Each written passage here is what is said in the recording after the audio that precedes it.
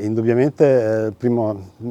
momento è stato quello di assicurarci che fossero rispettate tutte le normative che sono giunte in questi mesi per avere un inizio sicuro delle attività scolastiche. Noi siamo andati un po' oltre, nel senso che abbiamo richiesto obbligatoriamente la misurazione della temperatura all'ingresso a tutti, sia agli alunni che ai docenti e al personale non docente. Questo perché, diciamo, per tutelarci ulteriormente.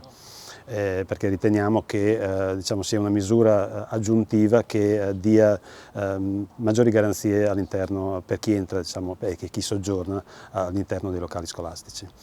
Per quel che riguarda altre diciamo, iniziative, abbiamo cercato di sensibilizzare al massimo tutto il corpo docente e il corpo non docente affinché diciamo, usi anche il buon senso, cioè la norma deve essere modulata sulle proprie senso di responsabilità fondamentalmente, e quindi una collaborazione vigile e attiva da parte di tutti. L'inizio è stato diciamo, migliore delle previsioni, perché chiaramente tutti eravamo in ansia per quello che sarebbe successo. In realtà le operazioni della prima giornata e dei giorni successivi si sono svolte in maniera molto regolare, sia pure con quel po' di agitazione che ovviamente è conseguente alla ripresa dell'attività dopo mesi e mesi di astinenza. Però si è svolto tutto nel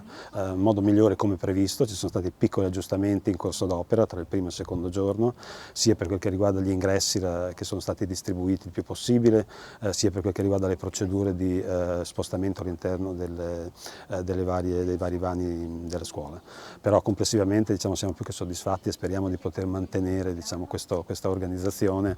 che insomma, ci sta, diciamo, sta mantenendo tutte le aspettative. Ecco. Sì, il problema del personale è sicuramente il più grosso, perché la gestione del personale inizialmente non dipende da noi, cioè ci è assegnato dalle istituzioni, quindi dall'ufficio scolastico regionale fondamentalmente, sia per i docenti che per i collaboratori scolastici. E siamo, diciamo, i primi giorni sono stati abbastanza scoperti da questo punto di vista, proprio perché avevamo ancora delle lacune nell'organico. Pare che in questi giorni si stia risolvendo la faccenda, però abbiamo dovuto iniziare con un orario ridotto ovviamente e limitare attività collaterali. Comunque contiamo di andare verso la normalizzazione con la metà della prossima settimana, quando entreranno in servizio tutti i docenti a tempo determinato e anche ulteriori collaboratori che sono stati diciamo, concessi alla nostra istituzione. Io direi che va fatto un applauso a tutti gli alunni, sia della scuola primaria che della scuola secondaria di primo grado, ma anche a quelli della scuola dell'infanzia che hanno iniziato qualche giorno prima, a tutto il corpo docente, al dirigente scolastico, a tutti gli operatori, ai bidelli e tutte quante le famiglie, perché ripartire con un'attività scolastica così importante che coinvolge quasi 500 bambini, dopo 6 mesi di chiusura, dopo quasi 2 mesi di lockdown,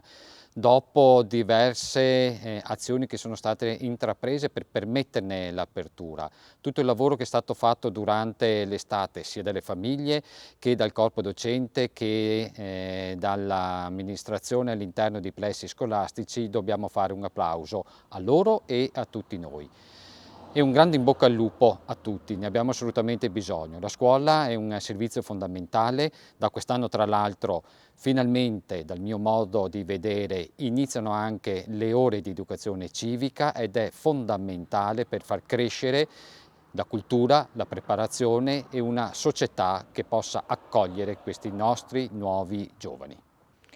Con la diffusione del Covid-19 abbiamo assistito a una drammatica e storica chiusura delle scuole e in questa settimana rivedere i nostri ragazzi, le nostre ragazze che riprendono le lezioni assume un significato davvero speciale. Non dimentichiamoci che la scuola è il primo importante luogo non solo di formazione ma anche e soprattutto di socializzazione. È il primo contatto che hanno con la vita pubblica, ecco perché è così importante il ritorno a scuola, il ritorno ad una normalità sicuramente segnata da nuove regole di comportamento a cui dobbiamo attenerci per garantire la sicurezza e la salute di tutti. Sicuramente l'impegno c'è stato per la riapertura in sicurezza grazie alla collaborazione, al lavoro e al senso di responsabilità di tutti, dall'amministrazione comunale, gli uffici comunali, il dirigente scolastico, gli insegnanti e anche il comitato genitori.